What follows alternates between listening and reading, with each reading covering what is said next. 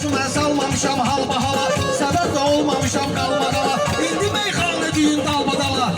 Ay bax sözün indi də ləzzətli yeri. Sözün bax indi də ləzzətli yeri. Bilmə ki dırnıqmalıyam, ya da ki çərçivədən çıxmalıyam. Bu gözəl mən bunları sıxmalıyam. Göyərər ömür günün əhdi yeri. Göyərər ömür günün əhdi yeri. Elə meyxanə deyib yanarsan, yanmayan belə loğalanarsan, sən əhdi yeri görüb utanarsan, eminim var axı qeyrətli yeri. Eminim var axı qeyrətli yeri. Ay, mən də səbəb olmuşam hər marağa. Gözümdən getmə gedərsən uzağa. Gör necə hörmət eyləyir qonağa. Gör durub bu nə deyir bu qonağa. Bu da Səttamın mədəniyyətli yeri. Bu da Səttamın mədəniyyətli yeri. Bunlara nöş qoşuram nöqsan olun. Bunlara nöş qoşuram nöqsan olun. Görək bu beyləqana heyran olun. Vətənim Azərbaycana qurban olun. Vətənim Azərbaycana qurban olun. Qarabağdır axı cənnətli yeri. Qarabağdır axı cənnətli yeri.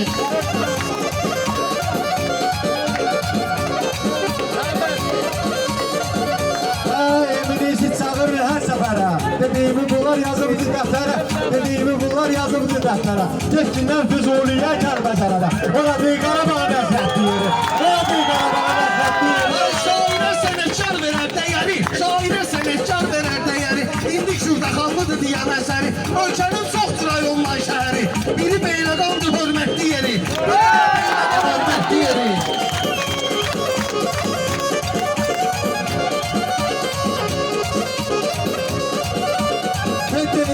Kimi aparcına, məclisdə maraq kimi aparcına. Sən özlü qonaq kimi aparcına. Onlar Səttamın nəzakətli yeri. Onlar Səttamın nəzakətli yeri. Bu Səttam gəlib mənlə peşman olur. Bu mənlə söz deyir peşman olur. Beyləqan əhli eminə heyran olur. Qardaşlarım bala müsəlman olur. İki bala bir gün müsəlman olur. Arzuda olsun.